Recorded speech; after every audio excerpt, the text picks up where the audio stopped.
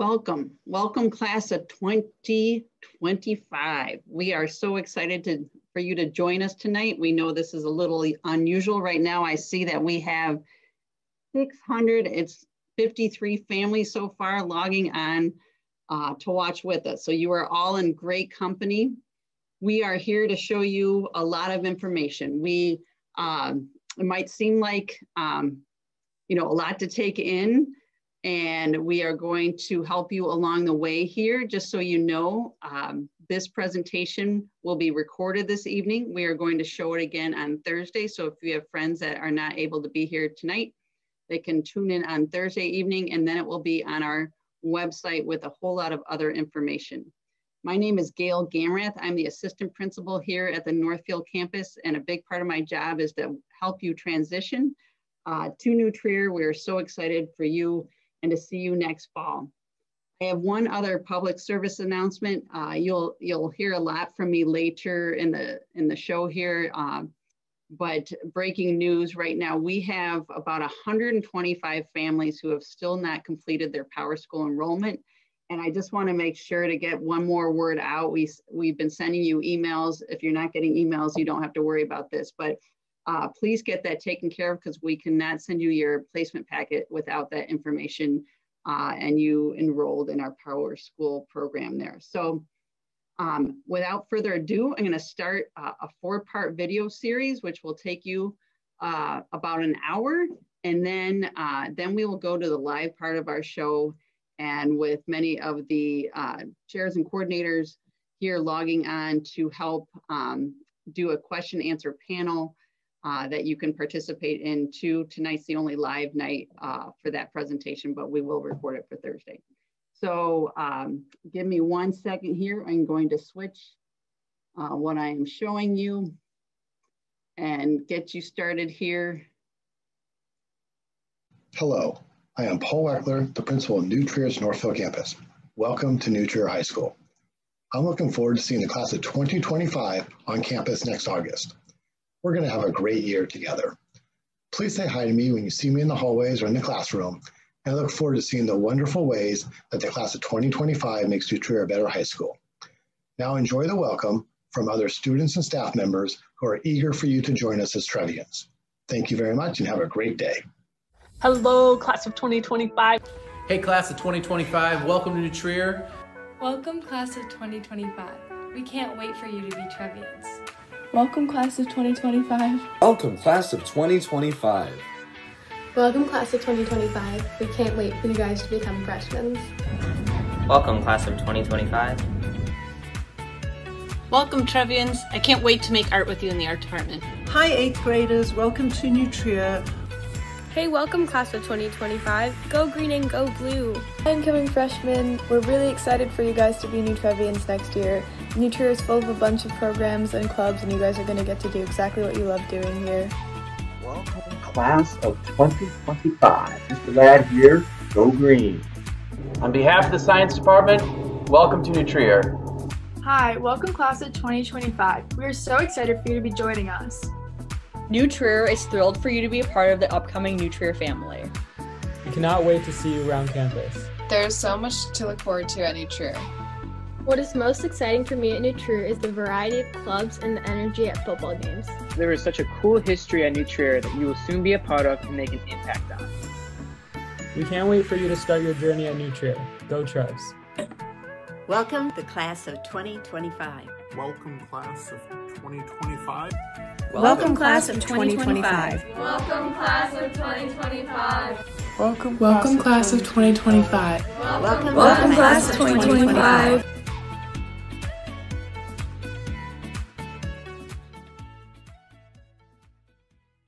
I am Dr. Paul Sally, superintendent. As you can see, there are a lot of people who are excited to see on campus next year. Add me to that list. I'm really excited for you to start your journey at New Trier, and please remember this, it's your journey, it's your story. So keep building a strong foundation this year, and I'll see you on campus next fall. Take care. I thought I wanted to be an actress, but then I changed my mind about that. I was like, I like the production side of things better. I just fell in love with it. I moved from Chicago to the New Trier district, and I just kept doing film because there was so much to do. Last year, when I was a junior, when I transferred in, I tried out, I think, a total of like 20 clubs within a month. Since they were there and there was an opportunity to go to these clubs for free, I just decided to get involved. And also I wanted to make, friends, network. I made friends in all the clubs and I saw them throughout the hallways. And that just really got me really involved with the students. I grew up playing a flight simulator. I just thought it was something fun that I enjoyed. There was a moment where I was just like, I really want to do this. I have to. I want to work for the airlines. I definitely struggled, like academically, freshman and sophomore year. My teachers were great, it's just I wasn't putting in the effort, really. At the beginning of junior year, I was like, if I don't start getting my act together, I may not be able to pursue this. We had this series of conversations that kind of add up to, me encouraging him to pursue an interest. What do you need? Like, here's point B. We're at A now, like, what do we need to do to get there? And let's work together. Our advisor system is fairly critical. It's the foundation of the institution. It is, I think, what separates New Trier from all other schools.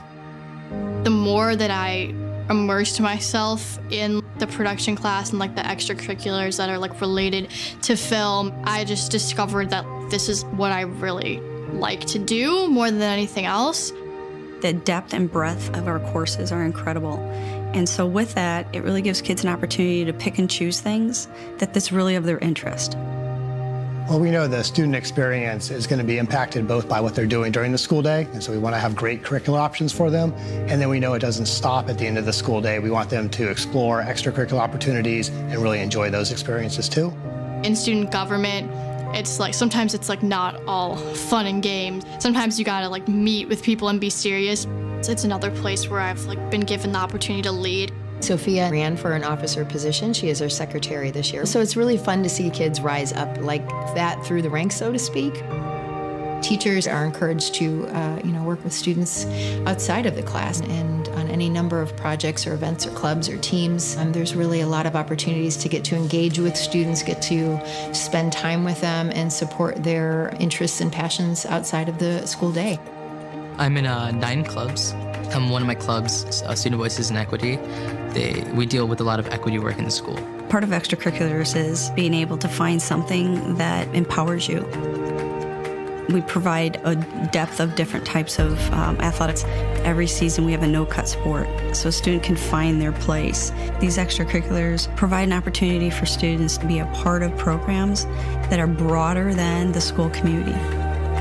My advisor told everyone in our advisory there's an opportunity to get involved with Habitat for a senior project. As a Habitat for Humanity senior leader, we work with the entire New Trier senior class to help construct a home for a family in need in Waukegan. You can sort of see him taking on more and me kind of pushing him a little more, pushing him to take on some leadership roles, pushing him to take responsibility. I made a film my junior year that I submitted to All-American High School Film Festival, me and my film teacher, who I love very much. I got to go to New York. I got to see my film shown at the AMC in Times Square, and it was such an amazing experience. My teachers, they made sure that they put time aside to make sure that I didn't meet the expectations, but exceed the expectations. Even though I transferred in the middle of my second semester of my junior year, I ended off the school year with A's and B's, and I was so proud of myself for that. Jose is deeply involved in a ton of things and immediately became one of our top leaders. We have some of the best teachers around. They love their content area, but most importantly, they really love kids. They love getting to know kids and supporting them. When you go through the school, you'll see teachers talking to kids in casual ways or in the department office. Our teachers really just love adolescents and working with them, which is why they went into the profession in the first place. New Trier gives me so much freedom to do what I want, to help other students. It can be mentoring them, tutoring them, giving them a tour. I definitely noticed that more in New Trier, that I got to spread my wings, I think, a little and help. In the upcoming spring, I'm going to be getting my private pilot's license. I'll go into a program with that license and puts you one step ahead. Here we are, James. We're right over at New Trier's freshman campus. I want kids to walk away from New Trier knowing that they had opportunities to experience a variety of different curriculum and that they feel really proud about who they are and how hard they work. Making friends brings it closer to you, brings it closer to your heart and to, just making sure that you feel at home when you're at New Trier.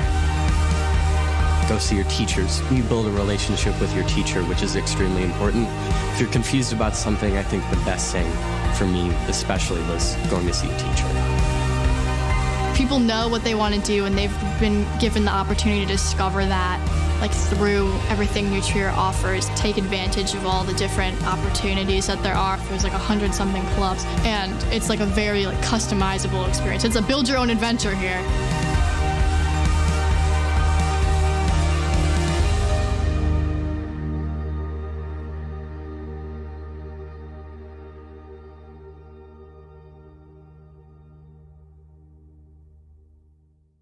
Hello and welcome to the class of 2025, students and parents alike. My name is Peter Tragos. I'm the Assistant Superintendent for Curriculum and Instruction, and I, along with the other people that you will meet through this webinar and on the live panel, are here to help you make a successful transition from 8th grade to New Trier High School. I look forward to helping you with that journey and also welcoming you to New Trier. For this program, it will be helpful if you have the program of studies and the worksheet that was included in the packet that you may have picked up at the Northfield campus. Helpful to have, but not necessary to learn from this program if you don't have it just yet. So with this evening's program, or this afternoon's program, wherever you may be watching it, we have a few key questions for course selection. And the first one is thinking about what is the best combination of courses for me. So here I'm really talking to students as you start to think about your courses. Think about this question as you watch this program. What is the best combination of courses for me? How can I use this information to prepare for a successful transition to New Trier? And then thirdly, what other information do I need to make the best choices for me? I'll say that it's not very complicated, although it can be very overwhelming. So I want to recognize that and help you through that, making the choices that are best for you. And I also want to emphasize what you see here on the screen that I have highlighted or underlined, which is the emphasis on me, or the personal pronoun here. These are really your course selections and what's best for you, and not necessarily what you might think is best or what was best for a sibling or a neighbor or a friend. So keeping in mind that we're trying to give you the best information to make the right choices for you to be successful in this. So currently you are in 8th grade, you're in junior high, and we need you to stay engaged, have a successful completion to 8th grade. And then what we'll do from here is we will take an approach that will help you make the leap from where you are right now, talking about our core academic courses through this program, talk about the level system, and then elective courses. Those are my 3 parts of this. I'll turn this over at the conclusion of my section to our assistant principal, Mrs. Gail Gamrath, and she'll talk about course selection and also will lead the panel for question and answer from students and parents. So in this, just want you to recognize, stay engaged in 8th grade. Do your best there. We will start to talk to your 8th grade teachers and 8th grade school as we all start to help you make a successful transition to New Trier High School. So with that, please let me start with talking about core academic courses here. And when I talk about core academic courses, we are departmentalized here, and you'll see us in departments. We talk about them in 3 big areas: core, and you'll see those core areas in the academics, and then we have an elective academic area as well, and you'll see the departments in the electives in this area. And then we have another category of student services. So over the course of 4 years, students will engage with all 3 of these areas in their course selection, and their teachers and their advisors and their programming, co-curricular, extracurricular, all of these things will fall into these departments. So as I start to talk about courses and course selections, it will be helpful to give you a visual illustration of what the daily schedule looks like. You may have this handy already from the folder that you picked up. If not, you can take a glance here on the screen. You can see that we begin every day with an advisor period, and then we have a 9-period day in our schedule, in scheduling in this way. Now, we're working on a block schedule right now, but this is a version of the block schedule is a version of a 9-period day. So we start to slot courses into this. This is the easiest illustration for you to imagine what a day looks like. So when we talk about number of core courses, you can imagine what that looks like in a day as you schedule it out. So this graphic may help you visualize what it means when I talk about combinations of courses in that. So if you have that handy, that will be helpful. Also, this will be handy as well if you have the worksheet to accompany this presentation, and then we'll have the Q&A at the end. So if you follow along with this, it has the questions that I identified at the start of this presentation, and then it will follow along with the presentation for you to jot some notes down for your thinking and your interests in this as well. So with that, let me just speak, broadly about school and about school and education, and then New Trier as well in thinking about these courses. So, kind of do it as a then and now, and thinking about, then, and for the parents watching here and the times that you and I were in high school, I would say it's changed quite a bit. I don't know when the last time you've been either at New Trier or in a high school. That experience and the physical space has changed very dramatically since I think we were all last in school. And you can see in this illustration, a very teacher-centered classroom with the desk at the head of the class, all students facing each other individually while sitting next to each other. Clearly, the teacher is the center of attention here, and little room for movement other than that chair and that desk.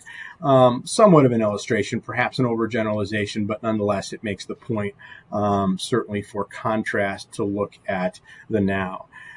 Learning environments in this environment, you can see a science lab here. This interaction here of a lively, dynamic, very student-centered classroom is true of all areas and all aspects of the school.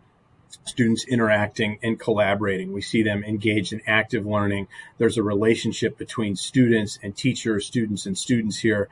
And then the content of the classroom, of course, is centered here, but it's also very much about thinking about not only the content of the course, but thinking about metacognition, creative thinking, critical thinking, collaboration, communication, the skills that we know that are important across all areas and all disciplines of this. So schooling and work has changed dramatically. Nothing has accelerated that change probably more than the pandemic in which we're living through right now, and our lives have changed. School is adapting to that too, that we start to see, different kinds of skills and primary things of emphasizing not only the content, but also the other areas of mindsets and dispositions and habits. All of those things are central to the teaching of each one of our courses as we start to teach students and prepare them for the future. With that, I'd like to start with probably what I'll call the first choice that students can make as we transition to thinking about course selection right now, which is, if you look in your worksheet, I have that as the first category or first choice here, 4 or 5 core academics. So thinking about 4 or 5 core academics, these are the core academic areas. And then there's a choice that you'll have in 9th grade to begin with 5 core academics, 1 course in each of those areas that you see, or you may begin with 4. Both are perfectly acceptable, and both, and many students do one of these 2 things. So it really is thinking about what kind of course you want to take at your 9th grade. Some students will choose all 5 academics because they're interested in it. It fits their schedule. Others will choose 4 because they would like to take more than 1 elective, which is very important to them, and it certainly is an opportunity. Others will do so because they want to make a choice to transition into high school and concentrate on 4 core academics instead of 5, focus on making a fresh start and a successful transition and doing the best they can. And then what they might do is then continue with 5 sophomore year, or maybe 4 again. But again, there's no one path through this, but it is an option. So I want you just to think about what your own schedule looks like, how much extracurricular activities you may have during school, both at New Trier and then also outside of New Trier. All of these are considerations about whether or not you want to have 4 core academics plus your electives, or 4 or those 5. So if you choose 4 instead of 5, what can you defer? Something has to move to sophomore year. So you have some choices. You can defer a language in modern and classical languages. You can also defer a science class. You may also defer a social studies class until sophomore year. Again, all of them have the equally positive start for 9th grade, but you'll just have to make that choice individually. I just want you to start to think about it, and you may have some questions to ask at the panel if you like. The next area, let me talk about each of those core academic areas. And the first one is in English and social studies. In English, all students are required to take 4 years of high school English, so it's a required class for all students to take in 9th grade. Social studies is a required course. World history is a required course to progress to the next courses, but you may defer to sophomore year.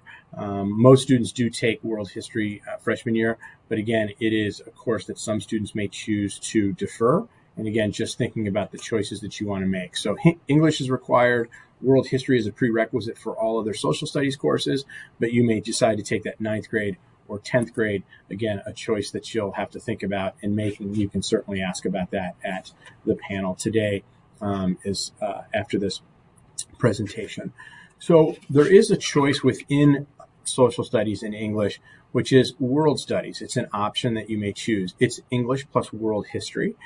This is a interdisciplinary team taught course. So a social studies teacher and an English teacher team teach this course together. These are courses that are combined. So we have 2 periods that are combined back to back. So we put those 2 classes together, and it does fulfill the English credit and the social studies credit. This is a way in which students may be interested in approaching, the literature and art from an historical perspective, and then approaching the history from a literary perspective. So there's a way of thinking in this particular area and this discipline that you may be interested in this kind of approach to world studies by putting these 2 together. Again, a good, interesting opportunity and something you may want to ask about at the live panel after this presentation. In terms of English and social studies, let me just summarize and review your choices. So English 1, you're required to take that course, and you can take it as a standalone course, just English 1 as it is, or you may choose the course I was just talking about, which is the interdisciplinary or world studies course. And then you also may have the opportunity to take world history. You could combine those and take world studies, and then you can defer world history as well. So those are your choices there in that area. Let me move on to mathematics and talk about our course offerings at the Northfield campus in mathematics. So there are 3 courses, Algebra, Geometry, and Algebra 2. And although there's 2 versions of geometry that I'll talk about. So there are 3 courses and 1 choice to make in this. So Algebra 1 and Geometry, if you have a geometry placement, which means that you're currently taking Algebra 1 and you will successfully complete that at the end of 8th grade, your teachers will tell us that your 8th grade teachers will tell us that you're on pace to do that, and then you will have a geometry placement in that. If you do have a geometry placement, you have a choice to make. You can take geometry, or you can also take a course that is also an interdisciplinary course. It's Geometry, Design, and Construction. This is a course that's 2 periods combined. It fulfills a math requirement and a fine and practical arts requirement.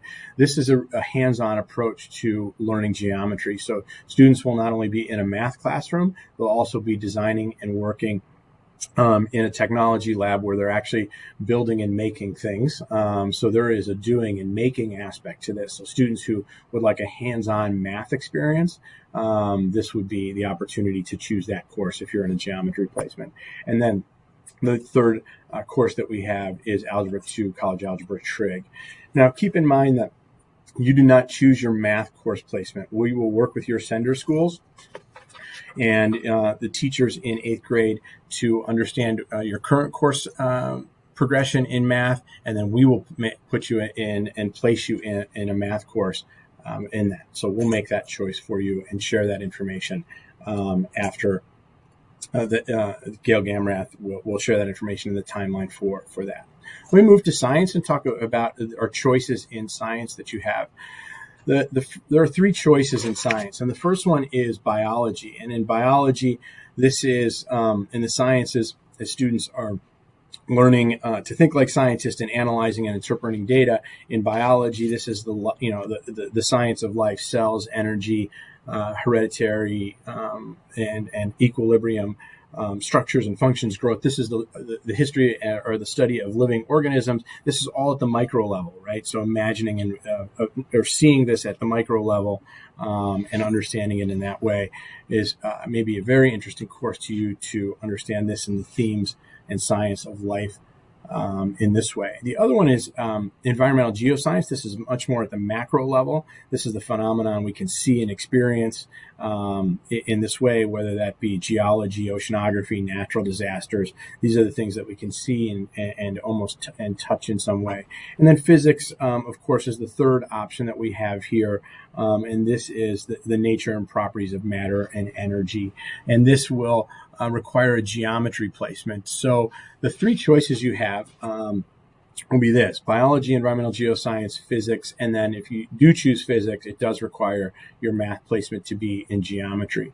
You also have the option to defer science to sophomore year if that's something that you choose to do, but recognize your three options here. And again, they'll based on interest, right? Each one of them will fulfill one of the science graduation requirements in biological sciences or physical sciences. It's a choice to be made as you think about it. Again, good questions to ask at the panel after this. I'll move to talking about modern and classical languages. It has been said that modern and classical languages, or learning a different language, is a different vision of life. And I think as the world becomes smaller and more mobile, people who speak multiple languages and develop their cultural competencies will thrive.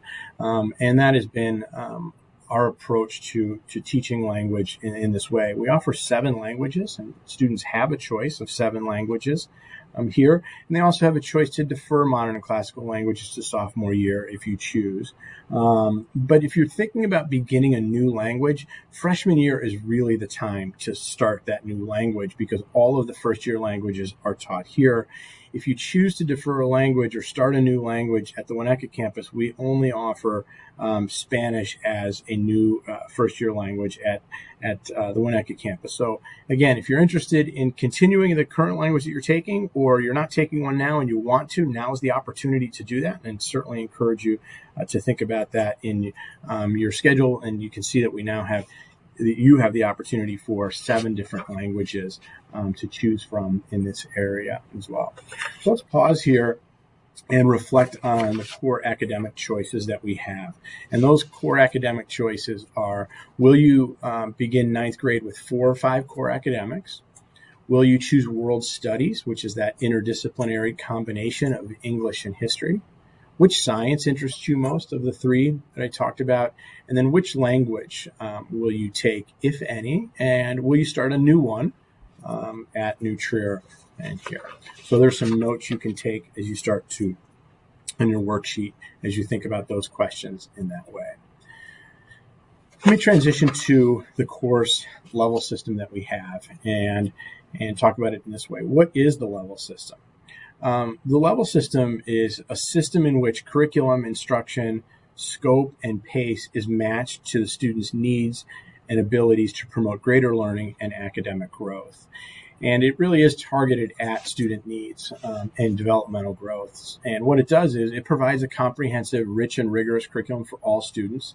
It optimizes the learning experience for all students. And it really is about the match of ability, habits, and developmental maturity, and matching the right level and the right subject at the right time. I can't emphasize the last point enough, which is it's flexible and fluid and not fixed. And you'll see that in, I'll talk about that in just a few minutes, the variety of levels that students take over the course of their 4 years. So students mix and match levels. And again, it is not a fixed track for students. It is flexible and fluid, and definitely based on the right level in the right subject at the right time in this way. So looking at the level distribution, level 2 is a rigorous college prep curriculum, and approximately 20 to 25% of students will be placed in level 2 to begin 9th grade. And then in level 3, which is our honors, 3 and 9 are both honors levels, and then level 4 is designated as high honors. We go by the shorthand level 2, 3, or 9, and then level 4. And you can see the distribution of students in these areas as well. So looking at the 4-year course taking patterns of the class of 2020, our most recent graduating class, what level classes did the class of 2020 take over their 4 years? So I analyzed the course taking patterns of each cohort of students, and in the class of 2020, share some information with you that either may be new for you or surprising, or simply informative in this. I think there's some ways in which people may think that many students take a particular level, and they do that over the course of their 4 years. So when you look at the course taking patterns in core academic courses, students who have taken courses they're in core academics at level 2 and only level 2 over 4 years is just 3%. Students who take only their core academic courses at level 4 over the course of 4 years is just 5%, and students who take it at 3 or 9 is just 4%. What it indicates is that students are mixing and matching, that the level system is flexible and fluid, as I noted earlier. And what you see here, and I would highlight in this area, is that 14% of students are taking a mix of 2, 3, and 4 from college prep to high honors. And then you see this mix of 25% take a combination of 2 and 3, and 50% take a mix of 3 and 4. Again, I think to emphasize just the fluidity of this level system, and students often will not only mix and match over 4 years, but often will progress through a sequence or a level as they develop intellectual maturity, better habits, greater persistence, greater resilience, and all of the other factors that we know are important to learning and success in school. So a question then comes to mind is, where will you learn best? What's best for you at this particular time in this? And I'd share a few questions with you. First one is not so much a question, but just, an affirmation that academic levels are a match to be made, not a prize to be won. Let's find the best place for you to have a successful start to freshman year and begin there. So let's find that right match. Thinking about some questions as it comes to levels is, what type of guidance do you need to learn in a subject? The second question then is, how independent are you as a learner in this subject? And then, does mastery of a concept require more practice and patience in this subject? This is what I was talking about earlier. This is a match of ability, habits, developmental maturity, right time, right subject, right level. So please use these questions as you start to think about the level selections you'll make. We'll make some recommendations for you in terms of levels and courses, and you may think about those levels now and then as you progress through your 4 years, always thinking about just you as a learner. What kind of guidance do you need? How independent are you? And then how much practice and patience do you need for mastery? Honest answers to those questions will lead to greater success for you at that time. As I mentioned, and Gail Gamrath will talk more about course level recommendations. And if you're considering changing a recommended level that New Trier makes for you, we want you to make some wise choices. So I want you to consider the time and demands that you have. We want our students to enjoy learning, enjoy the whole high school experience. Certainly it is about academics, but we all know that it is about much more than just academics. Extracurricular activities, friends, clubs, activities, all of those things that students do that make up the high school experience are factors in time that students have in their day. So we'll make some recommended levels that we think are best for your success. And if you consider changing levels, I'd ask you to think about these questions as you are thinking about that. One is, why am I changing levels now? Do I have the habits for this challenge yet? How resilient am I when I'm faced with challenges? And then lastly, if you're thinking about grades, what grade at what cost? And this just goes into thinking about all the things that make up your whole experience. The things you're doing in school, outside of school, are all factors on our time. And thinking about these questions about making changes now would be questions that I'd ask you to think about and ponder as you are making your choices and your course selections. Okay, let me move to talking about elective courses. We talked about core academics and levels. Our elective courses, we have a tremendously robust and vibrant elective program here, both in class and co-curricular, extracurricular. These are courses that develop students' creative thinking, develops critical thinking, collaboration, persistence, habits, creativity, empathy, all of the things that come from an experience in a classroom that may look very different than our core academic courses. So encourage this part of the experience. Students just have the opportunity to explore something they have not done before, perhaps not at junior high, perhaps now they're trying and they have a new interest and they want to pursue this.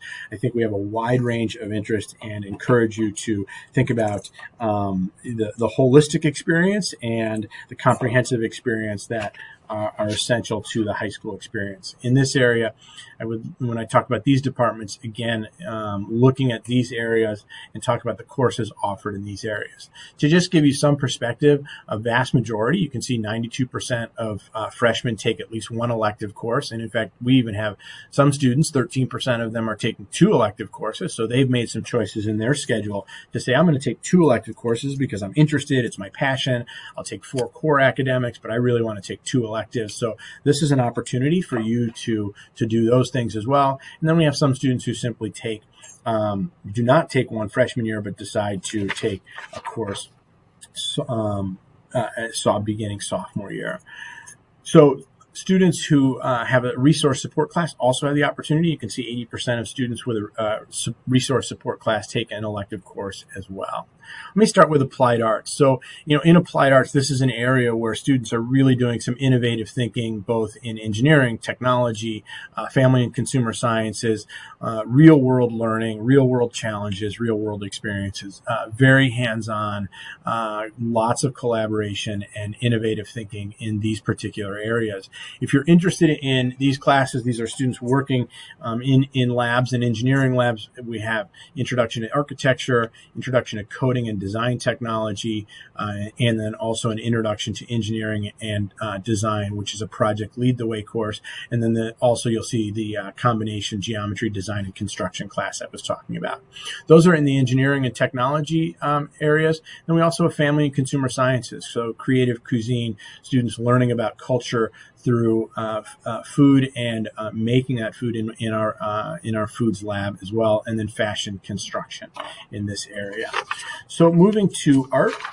Our students also in art is a studio-based class. Students are in a studio every day as part of their schedule, and looking at that. And our courses in this area, students are developing not only creative thinking, but collaboration and persistence and new ways of thinking and seeing through the world of art. We have 4 choices for our freshmen, and that is Art Essentials. We have a class that is a combination with in Art Essentials that combines students in the general education group with our students with comprehensive special needs. And if this is an area of interest for you to co-create and make art in a peer-to-peer setting with students with comprehensive special needs, this is a great opportunity for you to take a look at this particular course in this way. And that is described in the program of studies that you'll see. Art Exploration is a survey course, and then Drawing and Painting and Photography, as they indicate, are 2 different mediums of beginning in art, and this will open the pathways to you for other art courses through any of these means as well.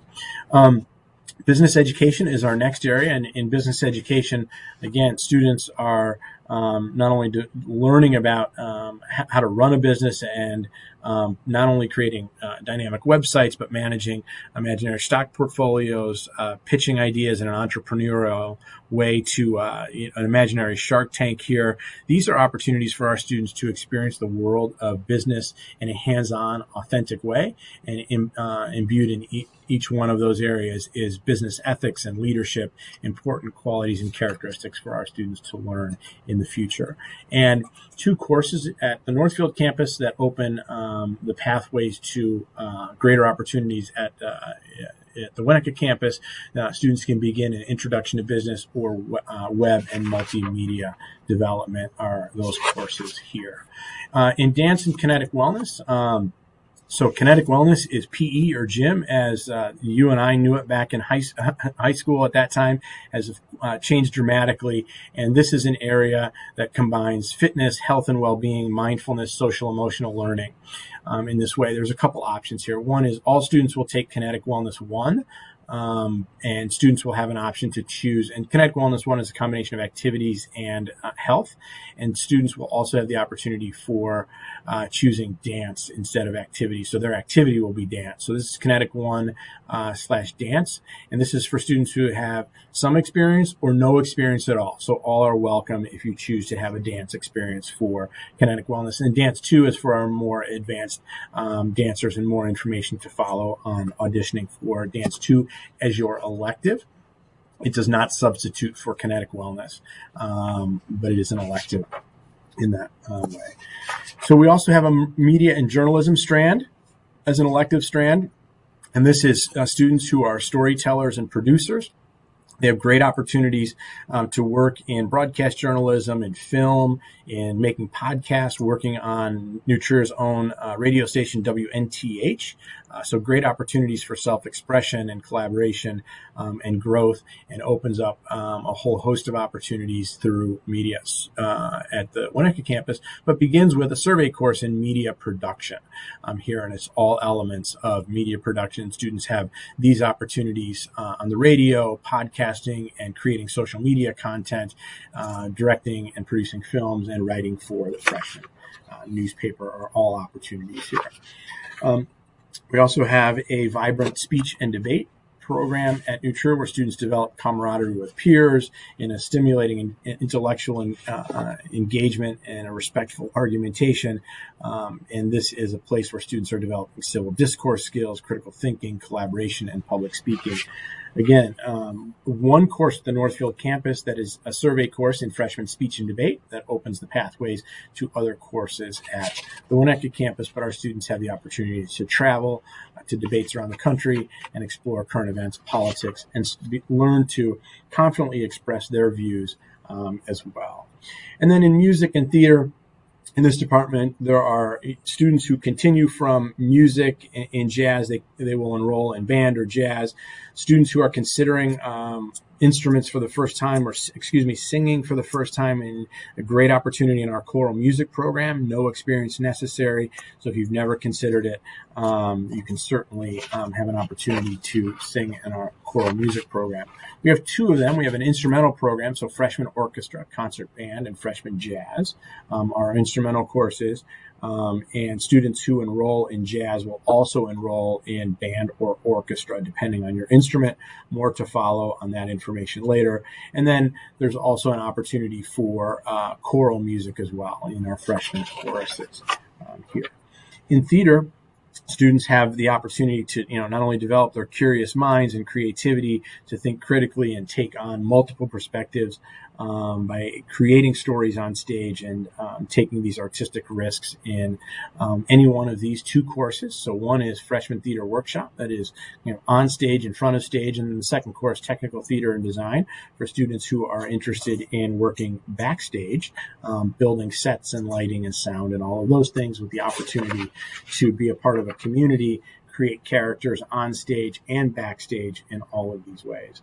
So this is our vibrant elective program, and I hope at the end of this program you'll learn from this. And we also have an All About Electives program that you'll see coming up with more information to follow. But I'll close with recognizing that we have multiple pathways through the curriculum in this current freshman class. To give you a sense of that, there are over 550 different combination of core academic courses among our students right now. Add to that, with the electives, over 850 different combinations of all courses. This is really, I think, a testament to the individuality or building your own path through New Trier. And again, your path through that, finding your way through there. And with that, I want to thank you and welcome you to New Trier, and look forward to meeting you and answering your questions if you have any. So again, welcome to the class of 2025. Hello, good evening. Welcome, Trevians of the class of 2025. My name is Gail Gamrath, and I'm your assistant principal here at Northfield campus. Part of my job is to help your transition to Northfield and help you create a schedule, a program that will fit all those wonderful choices you just heard from Mr. Tragos and put them into your daily schedule for next year. I've been here a long time. This is my 27th year at New Trier.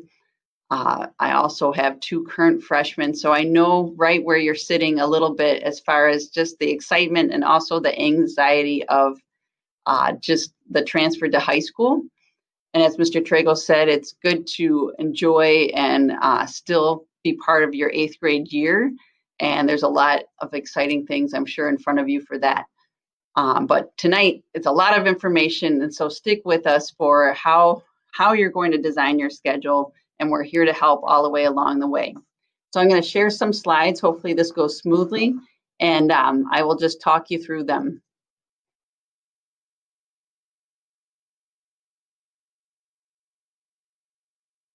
Our first slide here is about creating a program.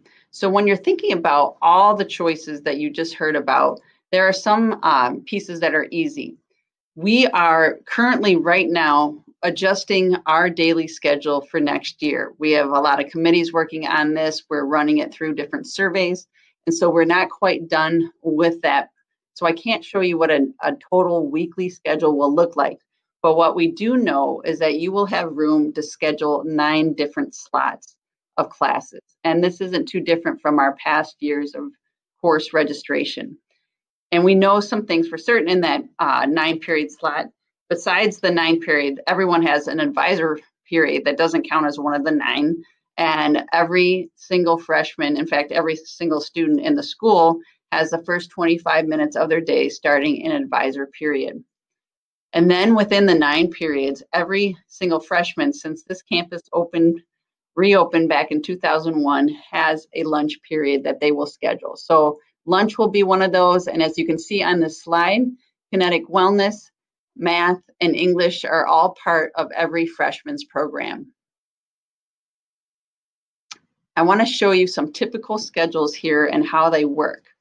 In all of the schedules that I'm about to show you, you will note that the blue classes here are your core major academics. There's 5 core academic departments: English, math, science, social studies, and modern and classical languages, MCL for short. And so those 5 are interchangeable. And then the green classes are, in my charts here, are electives. So here is a typical, in fact, this is probably the most common freshman schedule that we see, is that this student here is taking 5 core academics, and then they still have room in their in those 9 slots for lunch and kinetic wellness. And then they've also chosen to take theater there in green, period 8, as their elective. Now, remembering that you can choose your courses, you can't choose what periods they are. Something to note here, you will see these blue block biology labs. Science gets more minutes per period than other core academics because of the lab situation, and we want them to have an extended time to do those labs. So science actually takes 2 periods, and but not all 5 days of the week for those 2 periods. So you see here that this student has their biology lab on Monday and Wednesday, and then opposite their biology lecture on Tuesday, Thursday, Friday, they have room for a study hall. I talk a lot about study halls tonight because they are the opportunity to go see a teacher for help, go to our Academic Assistance Center, to meet students in the library for help. So it is nice to have a little wiggle room in your schedule if you want to get some work done during the day. In this next schedule, this is 5 academics with 2 electives. We have very few electives that are 3 periods a day, but chorus is one of those on this campus. So you can see that it's a typical 5 core academics. This student is choosing to take kinetic wellness, but our dance specialty in that, and Japanese, and then drawing and painting is their elective in period 8 there. And then they're also taking chorus opposite their environmental geoscience lab. So this is a fully scheduled period or class, and this a lot of times, or I'm sorry, program for the day. A lot of students like to, if they'd like to have a time where they have no free period during their day, this schedule would be for them. This schedule would probably not be for the person that has a lot of activities outside of class and outside of school. And it's very few adults, if we think about it, that go from 7:55 in the morning all the way through until 3:05, then go to an activity or sport or performing arts of some sort, and then come home to a couple hours of homework. That's a tough pace to maintain and sustain throughout the year. So we have to look at the whole picture when we're creating the schedule for next year. The 4 academics and 2 electives is a nice combination. In fact, one of my twin guys this is the schedule we've chosen for him because he is well deep in the electives of media and theater. And so he has chosen to do 2 electives and then 4 core academics because that's just where his passions lie. And it's really working out well for him. So this student in this schedule has deferred world history to sophomore year, and they're taking cuisine and intro to architecture as their 2 electives. And then they also still have a study hall opposite those biology labs. Another great schedule is the 4 academics with 1 elective, and this is for maybe the person that's really busy outside of school and just needs to get a lot of their work done during the school day. So they have, you can see there in period 5, they have a study hall every day of the week, and then they also have a study hall opposite the physics lab there, taking Latin as their MCL, and then freshman orchestra first period. So they have a nice combination of electives and then also the 4 core academics. And the final schedule I'm going to show you is the 4 academics, elective, and a support. The support here is the resource seminar for our students with IEPs. You can see they can still take a very rich 4 academics and elective here. The student is choosing to take art exploration as their elective, and they're also deferring world history into sophomore year. So there's so many different combinations. I think Mr. Tragos said there was 900 combinations you can take with everything. So you need to think about a lot of things as you're scheduling these courses into your day. A little bit about the timeline of the course request entry is with the materials will be mailed home to you in early February. And in those packets, thick packets, we still do that all by just paper snail mail. You have the course and level recommendations. You have a list of the courses available to all freshmen, and the course selection procedures are in there, and then also your placement test scores and your placements. In the other piece to this is then you will need to go on and into PowerSchool and then eventually register for the courses that you choose after you go through this process. And so this will open up around February 3rd. It closes on Sunday night at 9 p.m. on the 21st. I know as a working mom, I appreciate when I have the weekend to catch up on some of my family things I need to take care of. And so we're keeping that open for you for that last weekend. And again, we have a helpline open this entire time. If you have any questions, we have tech help, we have department help, which you'll hear about. And so you're well supported throughout this time. A note about placements, and this might be one of my most important slides here. Level placements and our level system is a fluid process here, and it changes over the path of a new Trier student over the 4 years. As you saw Mr. Tragos talk about, there are very few students that stay in the same level for all their courses through all 4 years in their journey throughout New Trier High School. And so I want to be very careful. In fact, I would like the community and the school to change their vernacular. Sometimes I think we refer to students as a certain level, like, oh, that's a 3-level student, or she's a 4-level student. And I really want to move away from this, because as we've seen in our we have a lot of data on this as far as the kids' just fluidity of looking at their programs. Sometimes they're more busy outside of school on a year, and so they temper back on their academics a little bit. And then other years they want to ramp up. So the level should never be a defining or a label for a student. They're just one piece of the evolving story as you move through your journey of high school. And please, when you are planning your schedule, think about your entire program. I know a lot of people look at New Trier or high school as a new beginning for them, which is great, and it definitely is on a number of levels. But if you're a certain type of student in 8th grade and you're planning on changing that, however you study or not, you want to make sure that you're realistic on what you can take on. And as a parent and as a person that's worked here for so long and as an advisor chair for many years, I always would err on the side of conservative schedule for the freshman year, because I just have watched students, they have so much going on. They're meeting new people, they're trying new things, activities, and hopefully a lot of clubs and getting involved. And so to be really pushing yourself and stretching in all classes of your program can really cause an overabundance of a lack of balance in a student's day. That again, that sustainability is tough to maintain. And so it's best to, maybe go a little bit more conservative.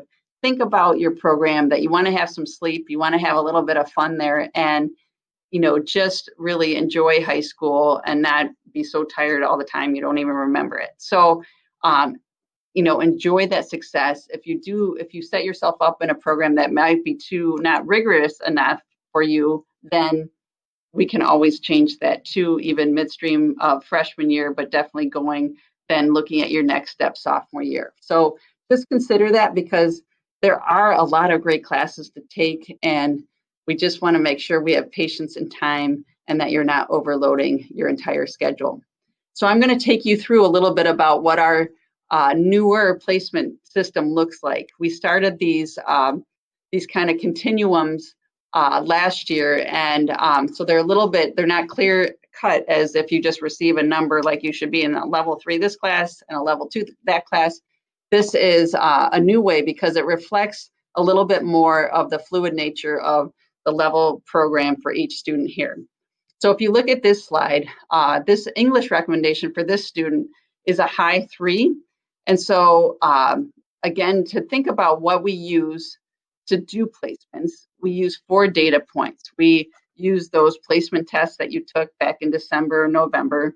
We use the teacher comments in your 8th grade team. We look a lot at those. We look at that writing sample that you did at the end of your placement test. And then we also look at, or that might have been at your beginning of your placement test. And then we also look at the comments that you filled out about what type of student and the parent profile. So those are all of those, and we take a lot of time to place our students. And so if you look at this data point here, it landed in for this English recommendation, it's a higher 3 level. So we're really recommending 3 level for this, but a strong 3 level. So if this student want to push themselves in one area, this might be one where they would move up to level 4 if they wanted to. But again, you wouldn't want to do this in all areas of all your 5 core academics, is to move up or move down. It's almost like those old school equalizers for music. If you move all the levers up to one way, the music doesn't sound good anymore. And so this is more, you want to make sure you're balancing where your program lands. So looking at this example at the bottom of the slide for social studies, this is a lower 3 level. So we're saying that this student could maybe be in that 3 level class, but they might have to work a little bit harder than their peers in the class. They might have to spend a little bit more time on homework. And so if they wanted to be a little more conservative, they would absolutely be great in level 2. If they wanted to stretch a little bit, they could be in level 3. Here's some MCL, again, MCL for modern classical languages. This is, you do not get to choose your year for languages. That's determined by your 8th grade team. But then you do get to choose your level. So here, this is a lower 3 level. So 3 level might be a little bit of a stretch, but okay.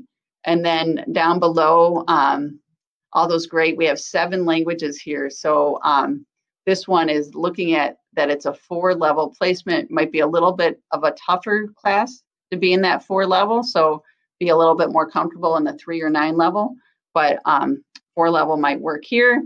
And then the thing about math is that you do not get to pick what year or level. We just give that to you, and that's a solid placement as far as where you are. So we again, the sender school tells us what math you should be in, and I think I just said that wrong. You can choose to move up or down in that level, but you again, paying attention to the year from the sender school when you do that, and again, the entire program. A few frequently asked questions here about our program. So some people, we have a physics, it used to be called Physics First, but we have physics as a science option, but you have to be in geometry, enrolled in geometry to be in physics. If a student wants to move levels, they can, as we've indicated, but we will be calling you if you move in more than 3. We definitely don't recommend that. And so we need to talk to you and talk about that decision. And, but again, you know yourself best as 8th graders, parents, obviously, and guardians, you know your kids about where they should land and how stressed or not stressed they get and how much they have going on their plate. So students, you need to listen to your parents a little bit on that too, and kind of come to these decisions. And again, I just want to say that no decision you make for this is life-changing on all of this. I know it might seem a little bit anxiety-provoking with how much information there is tonight, but all of this, it's going to be just fine, and we will work through you. I spend almost my entire summer talking to parents about their schedules and questions, and there's a lot of people over here to talk to about it. And number 3, I wish it seems like this is something we should be able to provide, but the way we register through PowerSchool, you do not get an email confirmation of the courses that have been accepted. This is not a first come, first serve basis situation. We take all the recommendations after that 9 p.m. end on February 21st, and then we actually section or create the number of sections that we need based on the number of registrations we have for each of those classes. So if one elective is really popular that year, we might have a few more sections of that elective, and same with the different levels of our academic classes. If you know, there's 7 languages, as I mentioned here, and it's a great time if you want to start a new language. Just a word to note, if you're thinking about starting a new language, freshman year is the year to do that, because all of our year 1 courses are offered at Northfield only, with the exception of Spanish. Spanish is also offered year 1 over at Winnetka. And so just a note that you want to make sure you, you think about that in the whole process, but it's definitely the year to make that decision. And our, Bob Cummings, who will be on the panel later, is a great guy to talk to as far as, just some of those decisions. You will receive your schedule at the end of July, and it takes us that long to kind of make sure everything works out. If we have questions about anything, again, we contact people all summer long, but you will get those schedules, and then you will not get who your teachers are until the first day of school. And then a lot of times we get the question that can summer school count for credit? We believe here at New Trier that high school starts, in the end of August when you come in here for your first days of 9th grade. We don't want people taking academics before they start as a freshman. So none of the credits that summer school courses we offer for freshmen are offered for credit, but there are a lot of great opportunities, enrichment classes, a lot of people take just participate in our sports program, our summer school classes, just to meet people and have fun, maybe get some more instruction in the sports that you'd like or some of the other areas of enrichment for that purpose. And then later, after freshman year, you can take summer school if you want to for credit. In your packets that you already should have picked up, and if you haven't picked them up, we have a lot of information about where you can do that. You have this course selection worksheet, and this is just I would recommend to use pencil on it, and it's just a great way to kind of, weigh out the courses, and we put in the ones in there that you have to have, so that's easy, and then you can just kind of play with it and see what you want to put in those other slots. I just want to refer a few things here. This is our New Trier webpage. If you scroll down to the bottom, you see the incoming 9th grade tab there, and we have all of these pre-recorded presentations. We have lots of information there for you, so that's a great place to know. And when you click on that, the next this is what you will see. And I just want to bring and add a thank you to Lori Worth, who puts together a lot of these presentations and all the information you receive, and working with all your sender schools. Lori Worth is our 8th grade transition coordinator, and she will answer your questions or route it to the appropriate person too, if you have questions about the whole process. And then we also, as I've mentioned, we have the helpline. Just a few more dates to talk to you about here. I want to bring attention on Wednesday night, January 27th. We have our interactive All About Electives. We have information about this in your packet, and we will also be sending you a lot of emails on it. But this is a great night where you can choose which elective classes you want to partake in or learn more about.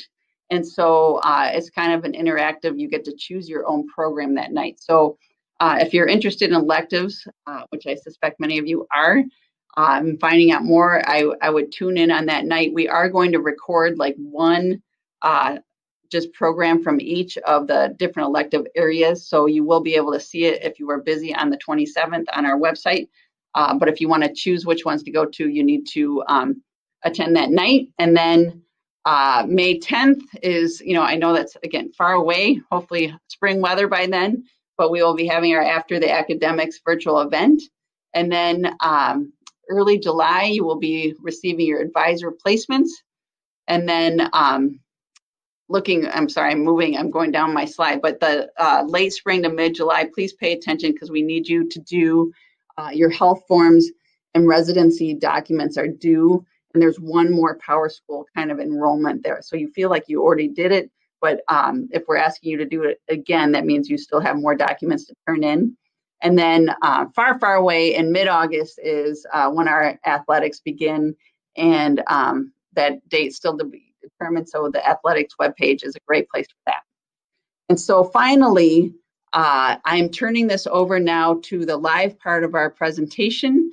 And this is a great, we're going to answer frequently asked questions by department, and then you will have an opportunity to also ask questions or know who you want to talk to if you use our helpline after this presentation and in the coming weeks. So thank you. I'm so excited to, just have you here.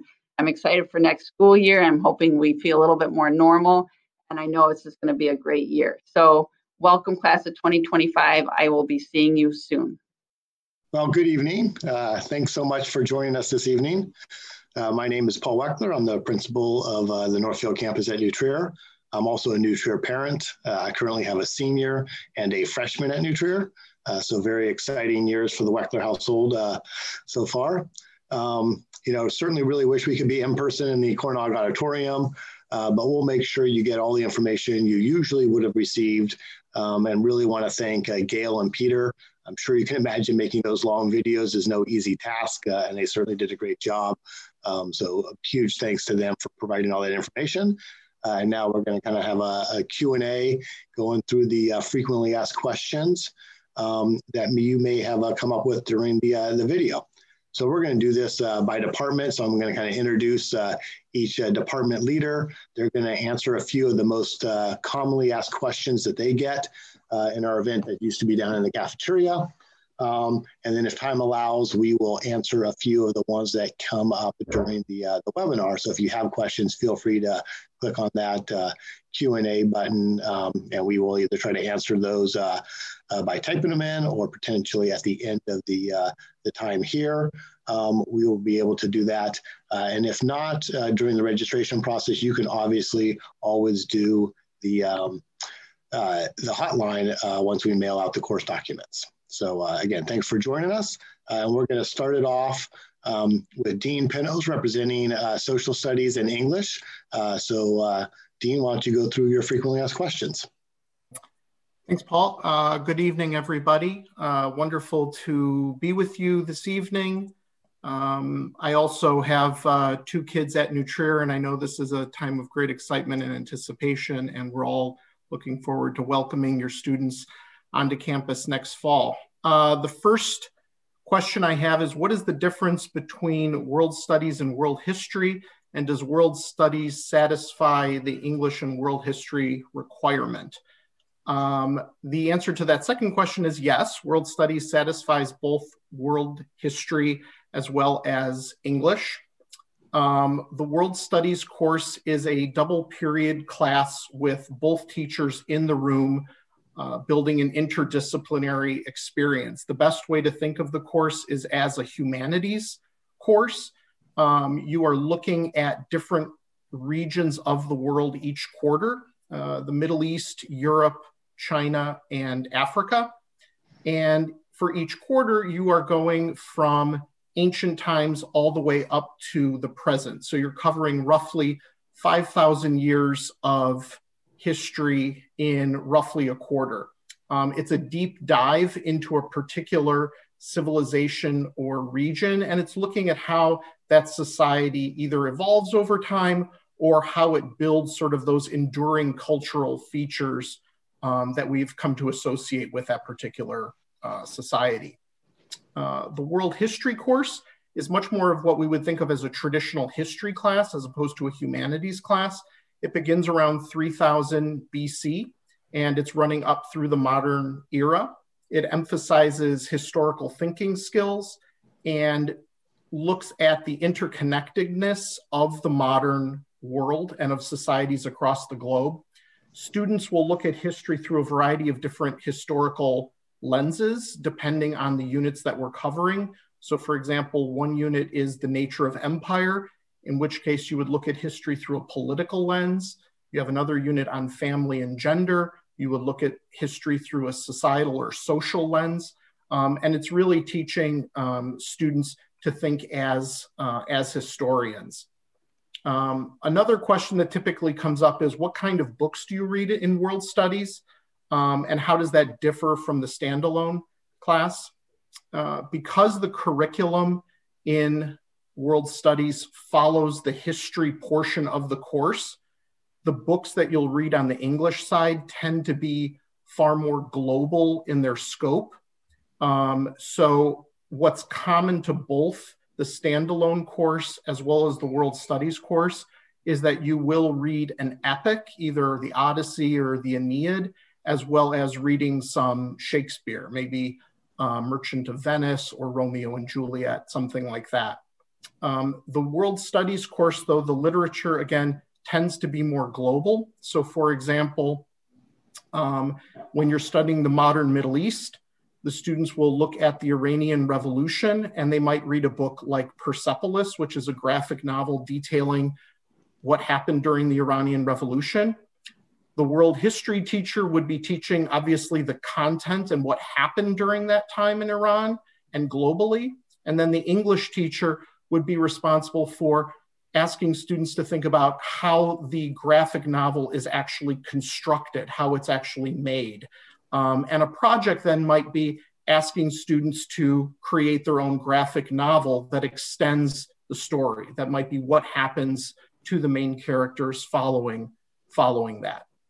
The next question is, which class has a heavier workload? Is there an advantage to taking one class over another? There really isn't an advantage necessarily. It's much more about what types of literature does your student enjoy? Do they want to learn in a larger classroom environment? Because it's a double period class, it does tend to have somewhere between 35 to 45 students typically. So it is a little bit of a larger course. And so you need to take into consideration what might be best for your student from a social standpoint as well. I think those are my main questions. If anything else comes up, obviously feel free to reach out to me over the hotline, and I'm happy to answer any questions then. Have a good night. All right, thanks, Dean. Really appreciate it. The next one we have is for modern and classical languages, Bob Cummings. Thanks, Paul, and good evening, everyone. Thanks for finding time in your busy schedules to be here tonight. As Paul said, I'm the department coordinator and one of the Latin teachers here at New Trier. So a couple of frequently asked questions that we get is MCL has 7 languages. So a popular question that a student might ask is, I can't decide what language to take. What should I do? I guess I would follow up with a question for you. What language are you most passionate about?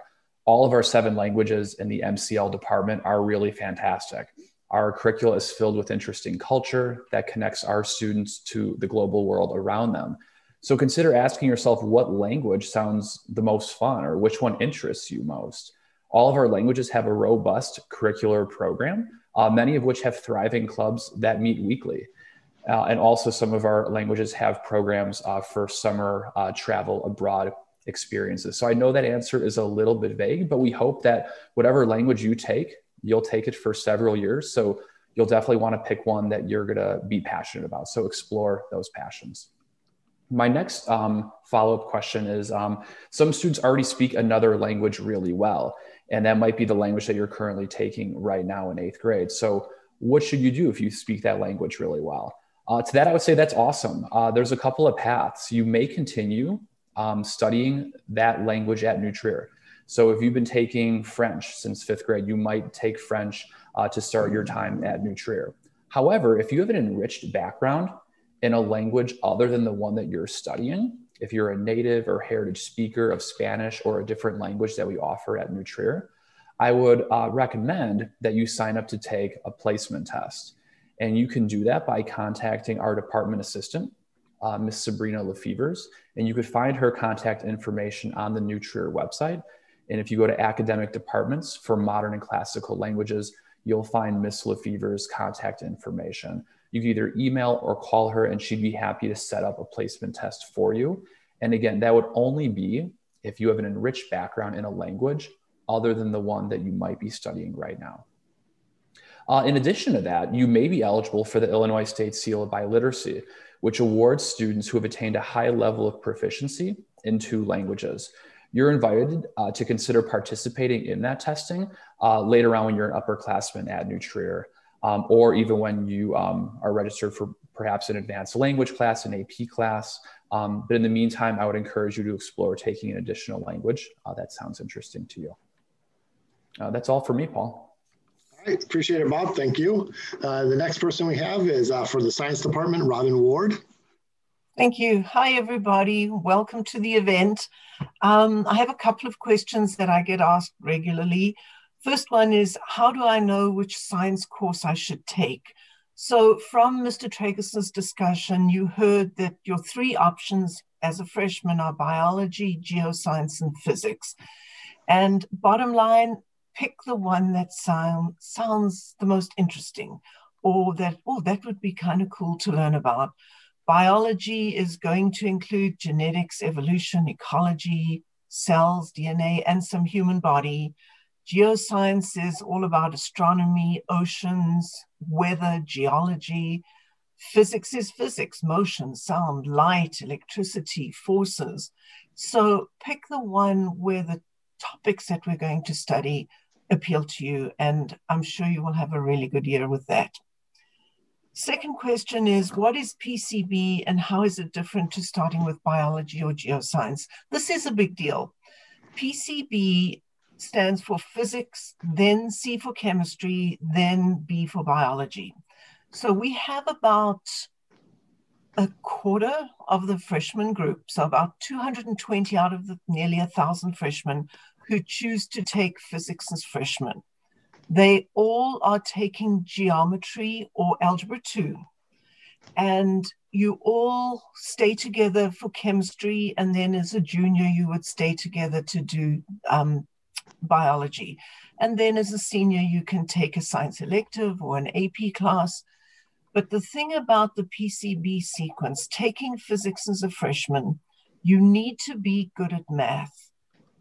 But you also need to love math. You must love numbers. You must love equations and everything to do with math, because that is what physics is. It's a lot of mathematics, and you don't want to get lost because you can't do the mathematics.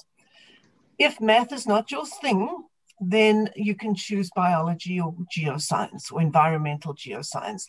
And equally good starts, it doesn't matter which one you start with. The colleges want to see 4 good years of science or 3 good years of science. They don't mind what subject you start off with. So if you take biology first, most biology students tend to take chemistry and then move on to geoscience, physics, APs, electives. If you do geoscience first, generally students take biology as a sophomore, chemistry as a junior, and then you can pick up with an elective or an AP.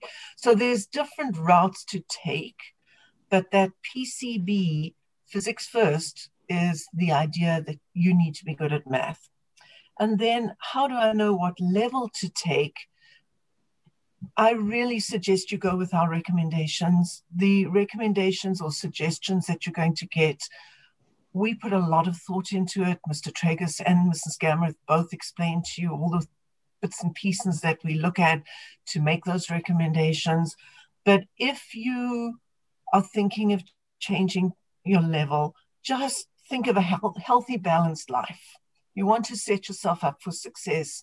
We put a lot of thought into our recommendations, and you are always welcome to call me and talk about changing levels, and we can have a good in-depth discussion about how and why and the strengths of your child.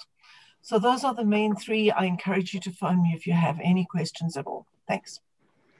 All right, thank you, Robin. That was very helpful, and I hope you're hearing a theme here of pick the course that you're interested in, which is what each of the last 3 presenters have talked about. Make sure that this is something you're excited about, and it will really make your freshman year go much better. The next one we have is from the math department, Don Kim.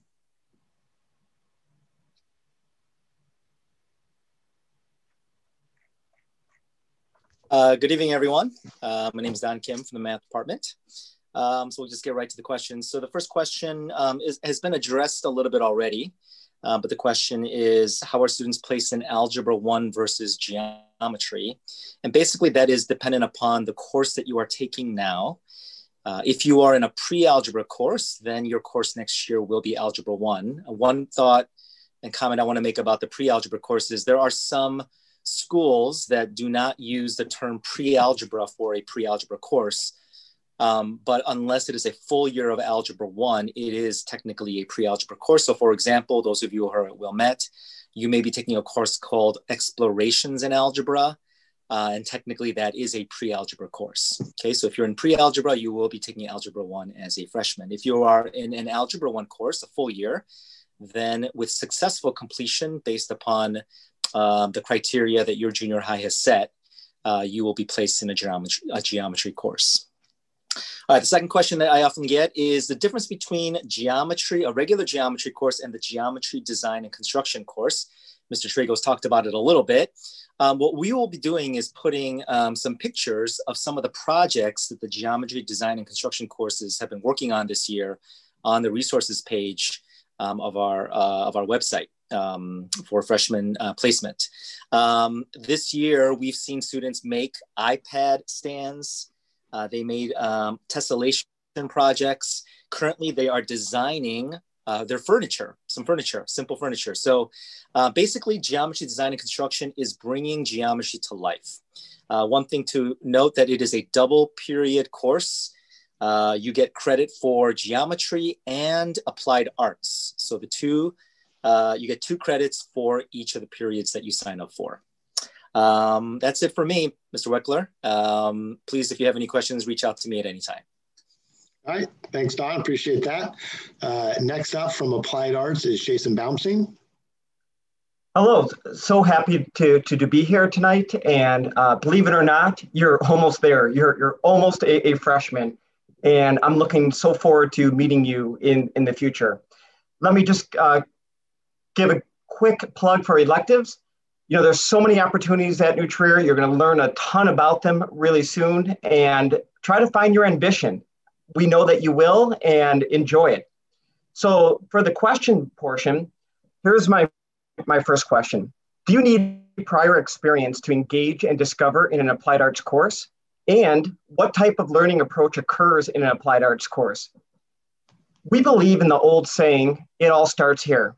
There is no prior experience that you would need in any of our courses, whether it's culinary, engineering, the project lead the way strand, architecture, sewing, or coding. We want students to have opportunities and experiences to match your ambitions and maybe find a future hobby or career. And we want you to engage in any way that you can, so there's no prior experience. And for the second part of the question, what type of learning occurs within the Applied Arts program? We have state-of-the-art labs, and in our courses, they're all hands-on, and students will learn by doing through what we would say authentic, purposeful projects. It is really our goal to enjoy the learning during that class period. So there's very little work outside of the class period, but once you're in, those labs are active, they're engaging, and they're lively. For my second question, do applied arts courses have pathways to dive deeper into content? And what graduation requirements and possible dual credit opportunities are there? First, let me just touch on the graduation requirement. All of our applied arts courses meet the fine and practical arts graduation requirement. And at Northfield, we do offer some college dual credit opportunities within our architecture and our engineering courses. You could find out more information about dual credit on our website. Just go to Applied Arts. And in regards to pathways, yes, we offer all sorts of pathways and exciting ones. And at Northfield, each course basically serves as an introduction to the various pathways, whether it is in culinary and hospitality, architecture, fabrication, engineering, multidisciplinary, coding, electronics, all sorts of different pathways. And we really do believe that if you want to pursue some deeper understanding, that, you know, it's always better to get started earlier, but do know that there's always ramps on and off. You could take an applied arts course for 1 year, you could take it for 4 years. And that's really it for my questions to tonight. All right, thank you very much, Jason. Alicia Landis will now talk about the art department. Good evening, everyone. I'm so glad to be here with you and answer some questions that you might have about taking an art class as a freshman. One of the questions I hear most often is, are the classes offered at Northfield the same as the classes offered at Winnetka? Do I have to take the ones at Northfield to move on? And we have 4 classes offered at the freshman campus. We have Photo 1, Drawing and Painting 1, Art Exploration, and Art Essentials. And all 4 of those classes are also offered at the Winnetka campus. So if there's a reason you want to take a course, but it doesn't fit into your schedule freshman year, you can pick up one of those courses at the Winnetka campus, along with a lot of other courses that we have there and more offerings. All of our classes are set up for new artists, but also experienced artists. You're working together, you're working side by side. And one great resource I have for you if you're investigating our art classes is going to the art department page. And if you click on art courses, you'll find a description of each class. You'll also find images that go along with each class. So you could kind of imagine what you might be creating in each one of those areas. What can be nice is if you do end up taking a class, Photo 1 or Drawing 1 at Northfield, when you get to Winnetka, you can progress to the next level. So when you start as a sophomore, you could take photography 2 or drawing and painting 2, if that's a sequence that you want to follow. The second question I have is, what's the difference between Art Essentials and Art Exploration? And they are very similar courses. They both explore many different mediums like clay, drawing and painting, glass, comics, sculpture, photography. They try to take it all in to see what really interests the student.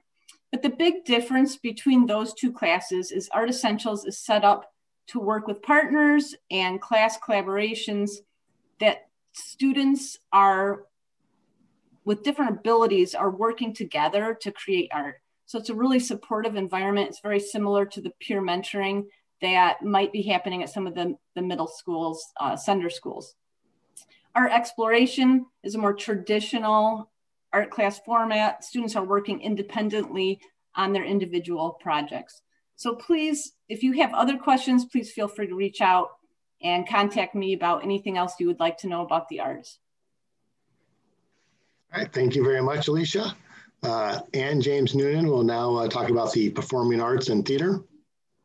Hi, everybody. I'm glad you're here. I want to tell you a little bit about our theater class and our technical theater class.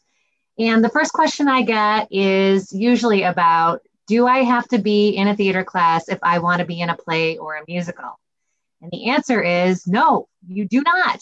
You can be a part of our after-school productions, even if you're not involved in a theater class.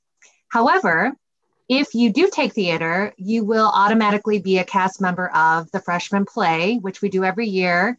It's called Page to Stage, and it's a lot of fun. Our technical theater class is a class for students with some or no experience working on stage crew. So if you've had an experience as a 6th or 7th grader working in a technical theater environment, usually painting sets, building sets, hanging lights, that kind of thing, our technical theater class is open to beginners or people who've had some experience and just are curious about how you go about designing and creating those experiences together in a collaborative environment. And that class actually is at the Winnetka campus, so it takes place at the end of the day, and you could commute over and take that class with sophomores, juniors, and seniors, which is a really cool opportunity in our brand new, beautiful stage cruise shop. So that's something to think about if you're going to be in the technical theater class. And the last question about that class would be, do I have to have any experience? And the answer is no. I think you're going to find that for most of our electives. I'm really looking forward to seeing you next year. Take care. All right, thank you very much, Ann. That's great. Kevin Chancellor will now talk about business education. Good evening, everyone. Thank you for taking the time to join us and welcome. Thinking about the most frequently asked questions that I am posed with, the first is around our Intro to Business class and kind of what's the workload, what do we cover, what do we go over? The course is really meant to give students an opportunity to be exposed to every facet of business. So the first semester, we start a unit with entrepreneurship, leadership and management, ethics, stocks, investing, marketing. And then second semester, it really turns into a hands-on experience where the class gets to decide and elect every major decision. They pick a company president. They decide on the product, the design, the marketing campaign, the pricing strategy, and then ultimately the class votes on where we donate the profits to, with typically a local nonprofit. And then kind of that folds into the second question on, from there, what offerings do we have over at the Winnetka campus? And either way, if the student took Intro to Business freshman year, they have every one of our courses is available to them.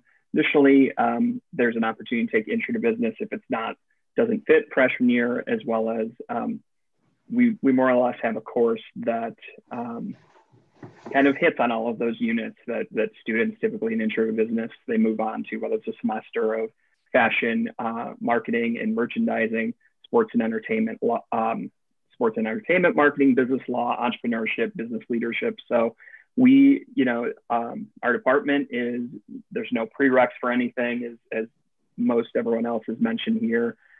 Really no experience, I think, is going to be the key theme for most of us. So if you have any questions on really anything, would love to connect.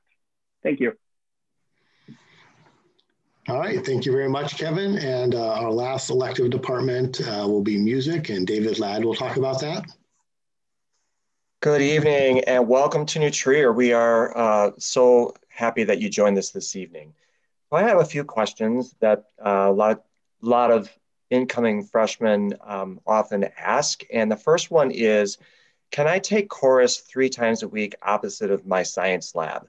So that's something that we've offered in the past. And while the daily schedule for next year hasn't quite yet been decided, the opportunity to take chorus opposite a science lab will exist.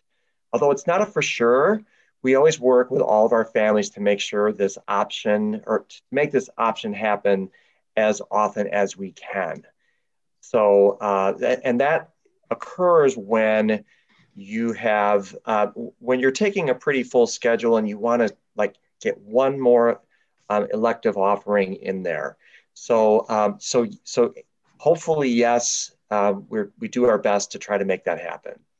The second question I have is, I want to take freshman jazz ensemble. Do I also need to take freshman concert band? Well, yes is the short answer, but I think an explanation is really helpful to understand why. Concert band is the core of any strong high school band program. This is a widely held belief in music education. In concert band, you learn the fundamentals of playing your instrument. This is where you do the majority of technique building through long tones, scales, chorales, etc. And you learn important concepts of ensemble playing, blend, balance, intonation, and how to play with a unified articulation. We also spend time, a considerable amount of time actually, strengthening your sight reading ability. And because students come from 5 different sender schools, it's vital that for your success in high school band, that all students learn the same principles and approaches to their instrument. So by doing that, then freshman concert band, we're able to more fully explore jazz in its own right. Because we lay that foundation in concert band, we can expand upon it and learn playing techniques specific to the jazz idiom, like jazz articulations, swing style, improvisation. And we would not be nearly, we could not go nearly as in depth in jazz if students were not concurrently developing the technical skills needed to play in concert band. So that's the answer to that question. And feel free to contact me if you have more questions on regarding that. One last question is, can I participate in sports and still be in music? And the answer is absolutely. So since music is a class that meets during the school day, there's no before school or after school components there. Once every quarter, there's a concert that you would need to attend, but we avoid any sort of after school kinds of conflicts or morning conflicts. So you can participate in any sport in which you desire. So we hope you consider that and have a great night. Thank you. All right, thank you very much, David. We have some general questions that we'll kind of use. So we have Jill Cervantes, our chair for the post-high school counseling department. We'll answer a handful of general questions, and then I will do the same. All right, thanks for having me again. My name is Jill Cervantes. I chair our post-high school counseling department, and I'm excited to be here tonight. I'm going to go ahead and read all 3 of the frequently asked questions that I want to cover, because I think what you're going to see is there's some overlap in the answers to these questions. First question, do you need to take all 4 level classes to go to a selective college? Are my level placements for freshman year my placements for all 4 years? And would a college rather see an A or a B in, let's say, 2 level class, or a B or a C in a 3 level class, or that A or B in a 3 level class versus a lower grade in a 4 level class?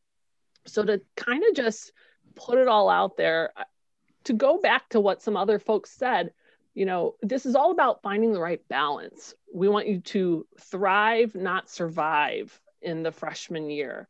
So what you're going to want to do, and what a college would want to see from you as well, if you're considering the college route, is for you to be successful academically, socially, emotionally in high school.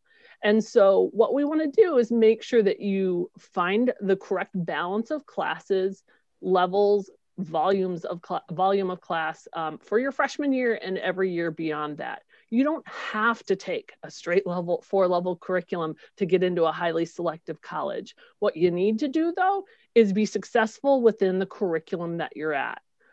If you are not feeling challenged enough in a specific level, then that's when you would want to then start entertaining, perhaps the next year or at the appropriate time, moving up a level. What you don't want to do is take on more than you can chew. So as Ms. Ward said earlier, and Ms. Gamrath as well, we just want to make sure you've got that nice balanced curriculum, get you off to a great solid start in the freshman year, and then we will adapt and make changes as we go along. That's the beauty of our level system, is the flexibility that it allows for. So, you know, which grade and which level? Sure, if you're knocking it out of the park and you're getting straight A's in whatever level you're at, and we have a more rigorous course offered, then yes, perhaps the next year in a subject or two, as recommended by a teacher or an advisor, then perhaps you do entertain moving up in the next year or the next semester, whatever the timing may be. But we just want to make sure that we approach it with self-awareness in terms of how comfortable you are, and keeping in mind all of the other things that you're going to want to be engaging in and trying out freshman year as you enter New Trier. Thank you very much, Jill. That's great advice. I have some general questions that I want to go through. So I'm just going to start with the first one. How much homework can our students expect each night? That obviously depends on a few different things. So the number of courses, whether you have 4 or 5 majors, is going to be a big one. But I would say roughly 30 to 40 minutes of homework per class per night if you're properly placed. So if you have way more than that, if you're spending well over that on average every night, that probably means we're not quite in the right level. Or if you're spending way under that, maybe we need to look for something more rigorous. So we want all of our students to feel challenged, but also supported and not overwhelmed. And so, you know, certainly homework's an important part of our educational process, but we certainly don't want you staying up all night trying to finish that. A question that Gail, I think, talked about a little bit before, but what happens if you move up in more than 3 classes? So that starts to concern us. Just from a standpoint of, is this going to be the right program for this kid? Are they going to be able to be successful and still have balance in their life? What is their overall freshman year going to look like? So we would reach out and contact you, talk to you about that, maybe get some additional information, and just want to hear what your thoughts are. And so, you know, you would be expecting a phone call from us if you do move up levels in more than 3 classes, and we would have a dialogue about that, and you know, certainly share any of our concerns, and also just kind of walk through what that might look like for your student. The last one I have is, what if a student ends up in the wrong level class? How do we manage that? Well, certainly we want freshmen to be in classes that they can be successful in. So if they're in the wrong level where they're just totally overwhelmed and doing really poorly and struggling, you know, that's something we're going to try to fix. I want to give the caveat that, you know, sometimes somebody comes to me like a weekend and they say, oh, you know, there's just no way this is the right class for me. There's a lot going on early in the year. So there might be a transition to high school issue, other things. And so we need to give time for the teachers to get to know the students, because it is up to the teacher to decide to move the level once we've started the courses. And so we do have some flexibility in our system. We want our students to be in the right level, but that might take a little while as we learn to get to know each student. And also, it doesn't mean we're automatically going to have room in the class. So let's say you're just taking, a 4-level geometry. Well, it doesn't mean that the 3-level geometry during the same period happens to be open. And so we might have to rearrange things. So that's one of the reasons we caution against moving up in too many levels, where if we have to correct something, oftentimes that disrupts other classes too. And you can just imagine, as a freshman, stability is a good thing. You're just getting to meet your teachers and your classmates. If you have to move around your whole schedule, that's just a lot of disruption, and makes freshman year, makes the transition to high school even harder. And that's certainly something we want to avoid. So we will do our best to make sure you end up in the right spot, moving up or down, but it's not always a clean and easy process. So again, I caution against moving up too many classes. We do end up with the students in the right course, certainly by the end of the semester, but it does sometimes take a while as we get to know the students and go through our whole process. So with that, we've kind of gone through our big parts. I think Lori has, we have a little bit of time here. We want to wrap up by 8:30, but we have some time for additional questions. And Lori had some of those either from the Q&A or from her own thoughts. So I'm going to have Lori and I will probably bounce back and forth as we ask some questions. So Lori, why don't you take over for a little bit?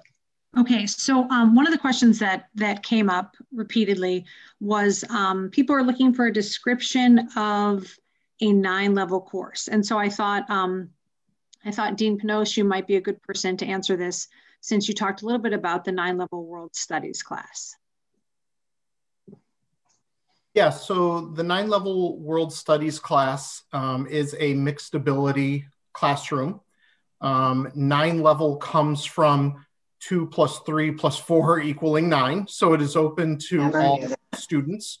The idea here is that it's earning 3-level credit, but it is being essentially pitched to accommodate students at the 2 levels. So additional supports are going to be put in place for those 2-level students to kind of carry them along, to bring them along. And the hope is that by the end of the term in World Studies, by the end of the year, you've essentially established a full-on 3-level curriculum. So it is a mixed ability grouping that provides an additional set of supports and structures for those students that were originally placed in 2-level. Great, thank you very much. Another question that's popped up a few times is about languages. So this is for Bob Cummings. How do you determine language placement when students don't take a placement test in their specific language if they're going to continue it from middle school? A really good question, Lori. That one does come up a lot. So there's a lot that goes into that placement. So even though there's not like a language component of the CTP5 scores, many of the communicative skills in our language classes, so I think of interpretive communication, reading comprehension, analyzing a text, engaging with the text, or even presenting and speaking about some form of literature, a lot of those skills mirror some of the skills that your student will produce in an English class. So when we look at some of the CTP5 scores and we look at English placements, sometimes you'll see that the MCL class will mirror that. In addition to that, if you have past experience with a different language, we look carefully at your profile with that, as we do articulate very closely with our junior high teachers, and also looking at possible proficiency or placement tests for language. Okay. Thanks. Bob, I have another one for you.